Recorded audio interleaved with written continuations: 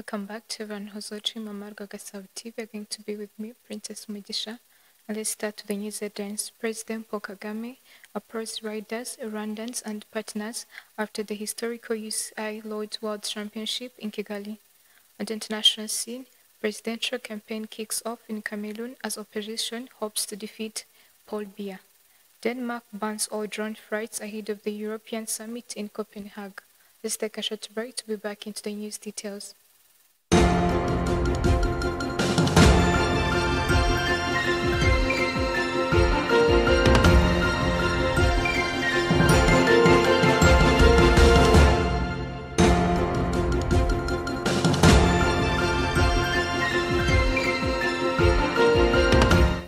Welcome back into the news details, and let's start to news in Rwanda, where President Paul Kagame has said that Rwanda is proud to have hosted the 2025 UCI Lord's World Championship and expressed gratitude to riders, organizers, and Rwandans whose support made the event a remarkable success.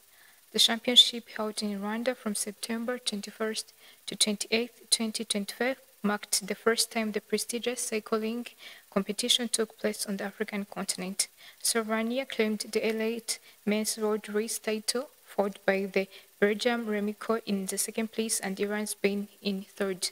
Following the week-long race, President Kagame took on X to uphold everyone involved in the event's success. Turning to our next story, the United States Presidential Advisor for African Affairs, Massad, Boulos, announced that he held discussions with the Minister of Foreign Affairs and Cooperation of Rwanda, Ambassador Olivier Nduhungirehe, on the implementation of the peace agreement between Rwanda and Democratic Republic of Congo. Boulos made this announcement on September 28, 2025, saying that their discussion focused on the implementation of the peace agreement, including the proper implementation of the security strategy and taking measures to confront the armed groups. The last meeting of the Joint Monitoring Group on the implementation of the agreement agreed that military operating aimed at eliminating armed groups will begin on October 1st, 2025. FDLA told this group will be eliminated between October 21st and 30th, 2025. The peace agreement between Rwanda and Democratic Republic of Congo, aimed at finding solutions to the long-standing insecurity in the Eastern Democratic Republic of Congo, was signed on June 27, 2025 in the Washington, D.C., United States of America. The agreement signed including provisions that return to respect for the sovereignty of each country and prevention of the conflicts. They also included the cessation of hostilities, disarmament, and civilization of the armed non-states groups. This agreement also includes the document outlining joint action to destroy the FDLA group. Despite this, Rwanda has constantly demonstrated that the Democratic Republic of Congo appears to be moving slowly in implementing the terms of the agreement, particularly in dismantling the FDLA movement that has already incorporated in its military. Now let's turn our focus to this story, where Rwanda Biomedical Center has argued residents of Rubavu district engage in sports and undergo leisure health checkouts to prevent heart diseases that are affecting both adults and children.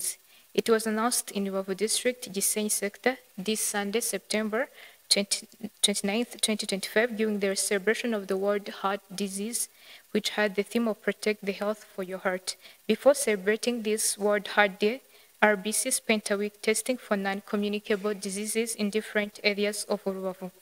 During this week, began on September 22nd to 27th, residents tested in Rubavu, over 88 were found to have heart diseases. They also found that 481 residents, equal to 40%, suffered from the hypertension, and 55 were found to have high blood pressure, sugar equivalent to 5%. Dr. Naganda said that in the past, these diseases mostly affected adults, but now it has changed to the point where even the young people are susceptible to have them. The mayor of Rubavu district, Mulindwa Prosper, said that they have established a public sport program that is held once a month in all sectors. He also said that this public sport has yielded a tangible result, as they're seeing testimonies from the residents telling them that they have a better understanding of the dangers of the non-communicable disease, that they have finally understood them. Let's take a short break to be back into the international news.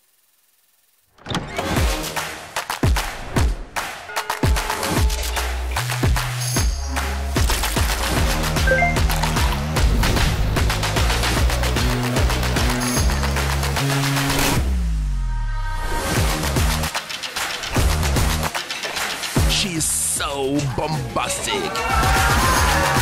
Tumwe mu rugero ukeneye kurangura wahamagara nimero ubona muri screen yawe. Bombastic Gin, a product of NBG.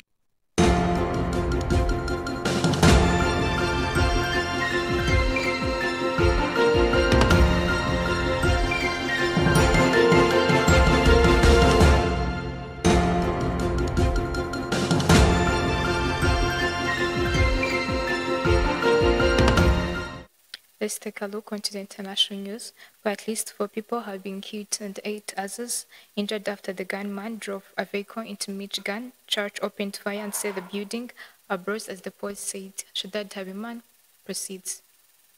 Let's start this international news in Cameroon. Among those who hope to defeat the long-serving president is his former ally Bello Buba Maigari. This is the ex-tourism minister, launched his campaign with a rally in Douala. This is the election campaign in Cameroon.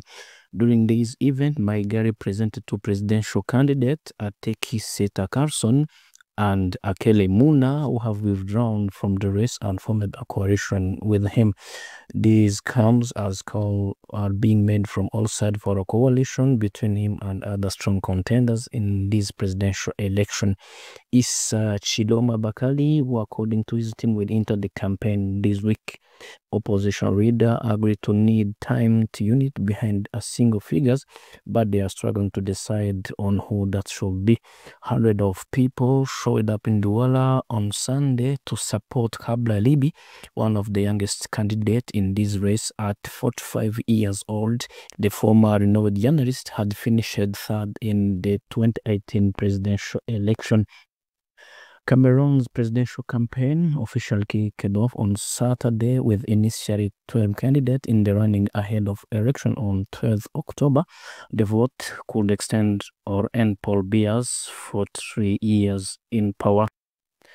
It continues our news. At least 4 people have been killed and 8 others injured after a gunman drove a vehicle into Michigan churches in the United States of America. He opened fire and set the building ablaze, as the police says. Officials said that attack on the Church of Jesus Christ of Latter-day Saints in Grand Blanc, a town of 100 kilometers northwest of Detroit, happened during the Sunday services attended by hundreds of people. The suspect, identified as Thomas Jacob Sanford, who has 40 years old, from Bolton, Michigan, was later shot dead by police in the church called Pact. Authorities are still investigating the incident as an act of targeted violence, but says his motive remains unclear. 2 victims dead from gunshot wound, Grand Blanc Township Police Chief William Rennie told a news conference on Sunday. The suspect has used an accident, most like gasoline, to start the blaze, as the authority said. Chief Rennie also praised the heroism of churchgoers who said he had shattered children in the church during the incident. The investigators are conducting a search of the suspect properties and examining his cell phone record as they work to establish. And our international news in Denmark, where the Denmark moved to ban all civilian drone flight after drones were again observed at the several military facilities over the weekend as Denmark geared for the upcoming European Union summit in Copenhagen. The prohibition does not apply to military drone flights used by state aviation, including police and emergency drone operation, as well as municipal and regional emergency and health-related drone operation. Denmark Defense Ministry said it had again observed drone at several of its armed forces location on Sunday, a day after it had several capacity deployed following separate sighting on Saturday. Following a NATO meeting in Riga TV on Saturday, Colonel Martin Oden, the Supreme Headquarter Allied Power in Europe spokesperson, announced that they would conduct even more enhanced vigilance with multi-domain assets in the Baltic Sea region, which include Denmark and the Baltic Century. He also said that NATO leaders were in constant contact with Danish officials following the drone sighting. Shadadi Habimana, Mama Ulwangasabo TV. As we come to the end of the news edition today, let's go back with the news headlines. President Paul Kagame applauds the riders, Rwandans, and the partners after the historical UCI World Championship in Kigali. On the international scene, presidential campaign kicks off in Cameroon as opposition hopes to defeat Paul Biya. Denmark bans all the drone flights ahead of the European summit in Copenhagen. Thanks for having me. Stay tuned.